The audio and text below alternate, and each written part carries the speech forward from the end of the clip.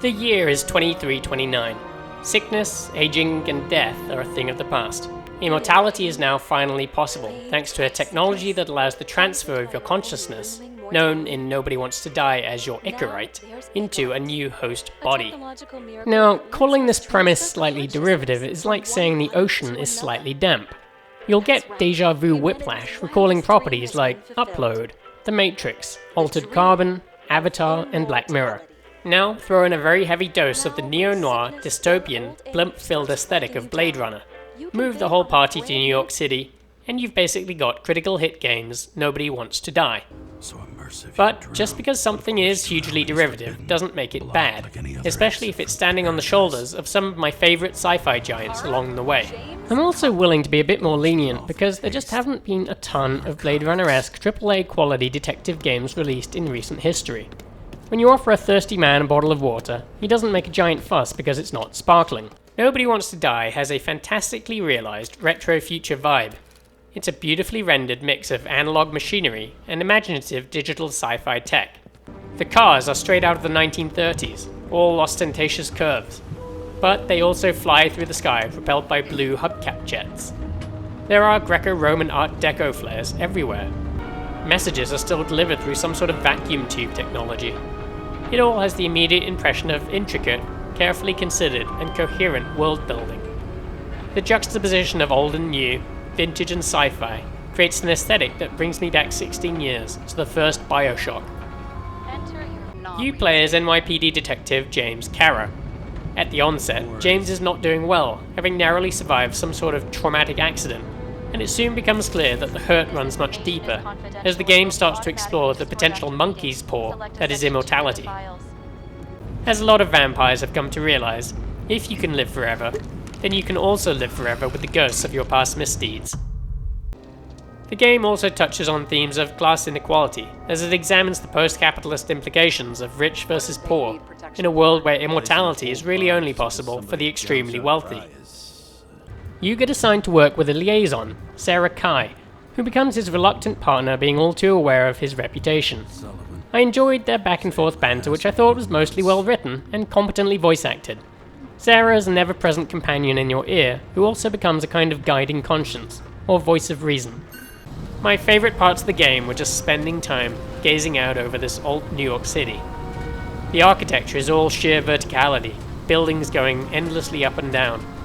The atmosphere is perma-dark, the sun having been long ago blotted out by the densely clustered skyscrapers. The rain-soaked vistas are punctuated by the greasy glare of neon signs, multi-story holograms, the non-stop crisscross of flying car traffic.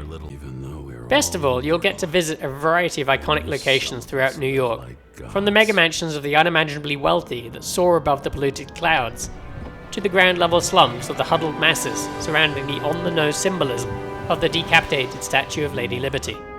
The game is very smart about how it approaches storytelling. It uses target-rich environments that are full of plenty of things that you can pick up and examine, and they're all rendered in manipulable 3D, which gives each interaction a satisfying tactility and presence. More than that, these objects often help fill in the backstory without any tedious plot expositions or lore dumps. This is smart, efficient game design. From posters to eavesdropping on a neighbour, the game has a variety of means that lead to a deeper understanding of the world and characters, with none of the boredom. The game leans in on the tropes of the detective noir genre, perhaps a little too heavily at times. James is as hard-boiled as steel eggs. He smokes like an enthusiastic chimney while indulging in frequent, moody monologues, or while staring out at the endless dark, damp cityscape. There's an old saying, if you can't tell what's going on, it's about money. I do think, though, that Nobody Wants to Die narrowly avoids the trap of being cliched through a judicious use of familiar elements with unexpected subversions. The music is the perfect accompaniment, too. A well-fitting jazz noir score comprised of orchestral strings, lyrical harps, and plaintive brass. Mikolai Stravinsky composed the Witcher scores, and you can pick up his excellent soundtrack on Steam. Turn it on, light a cigarette, close the blinds, and then have a deep inner monologue about dames and the injustice of the world. You should know that Nobody Wants to Die is, for the most part, a walking simulator, in that it is an on-the-rails experience, where you have very little agency to deviate outside of the ride they've created. However, where it sets itself apart is that while it leads you along, it does a very good job of giving the illusion that you're in control. It achieves this by giving you quite a lot to do in the field, making you feel like you're in the driver's seat. Crime scenes and the mechanics of how you investigate them are very interactive, and in a creative way. You'll get 4 tools in your futuristic detective's arsenal: a camera, X-ray glasses, and a UV light for tracking various bodily fluids. But the final tool is the coolest. Once you've gathered enough data, you can use the reconstructor, which allows you to scrub forwards and backwards in time like it's a video reel, and you'll get to freely interact with and examine everything you see. You feel better every minute. Kind of like falling asleep, yawning, or magnets. They don't really work if you think too hard about them, so my recommendation is don't. And even though the game is mostly linear progression-wise, you're alerted from time to time that a decision you've made will affect the story, although the precise mechanics of how and when the consequences will become apparent are obscure. At times you'll see a locked or unlocked option in a dialogue tree, alerting you to the fact that some choice you've already made has either closed or opened a new line of inquiry. And without spoiling too much, there is a payoff in that your choices will affect the game's conclusion. So now we get to my sour gripes. I was really rooting for the game and wanted to like the story more than I did, but in the end the crime, and by extension the nefarious conspiracy surrounding it, felt convoluted and not very well fleshed out. On the other hand, I thought James's personal tragedy unfolded well, and made a lot more sense. The deduction scenes, where you have to piece together clues and suppositions, was cooler in theory than it was in practice. This was another place where the game got overly complicated and resulted in my brain feeling a little mushy. The trial and error nature of connecting the lines often ended with me doing the tried and true classic adventure game thing, of combining everything with everything else, which had the ultimate effect of me feeling pretty incompetent. And with the crime scene investigations, I felt like the cool gadgets ultimately obscured the logical through line I was hunting for, dazzling me so much with the flashy ability to run backwards and forwards in time, that I often lost the thread of who was who, and what their motivations were. I got an ending, probably the bad one, and as a result of the plot complications, I'm not sure it made a whole lot of sense to me either.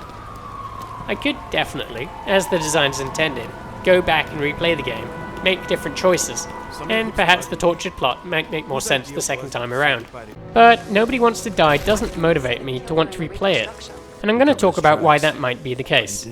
If you're going to have player decisions affect the ending, then you need to think carefully about how the game design will facilitate replayability. First off, mind the repetition. If players have already completed the game once, then there's no good reason that we should have to relive large parts of it all over again just to experience the alternate endings. We all have to adult, and that doesn't leave an incredible amount of time for tediously repeating ourselves. Designers should be thoughtful about making it really easy to skip dialogues and cutscenes, and to fast travel where it makes sense. Also, design the save system in such a way to minimize retreading ground that has already been covered once before. The second time around, players should be able to rampantly save scum, saving at important junctions just before crucial decisions, so they can revisit those pivot points with minimal effort to see the different outcomes. And then, consider if there's just cheap and nasty ways to allow players to experience the different endings. It may in fact be more respectful of players' time. It is, after all, 2024, and players can always just watch a YouTube video that shows all the different endings. With this in mind, why not just allow it in the game instead? If you, the developer, have already gone through all the trouble of creating multiple endings, don't you want to reduce the friction as much as possible to the player of being able to see all your hard work? There are other possibilities too. For example, I liked how in another game, where your decisions matter, as Dusk Falls, there was the ability to explore the story tree. To kind of peek behind the curtain, designer's eye view of the decision matrix that helps you understand the true extent of all the available choices and their impacts. This explicit clarity is the sort of thing that helps to motivate a replay. Personally, as a player in games with multiple endings, I tend to not replay games. Instead, I justify that the path I took is the canon path, the one that best reflects me and my personal choices. How about you? What's your approach to replaying video games to explore alternate endings? Let me know in the comments. Nobody Wants to Die borrows very heavily from many familiar past influences, making it feel at times almost like borderline plagiarism. However, it is also highly polished with a AAA caliber, and until I stood perched over the New York City skyline, Watching Unreal Engine 5 pull out all the stops, I didn't realize how much I'd wanted this in my life. And even if, at times, the overly opaque story gets in its own way, the overall experience should not be missed.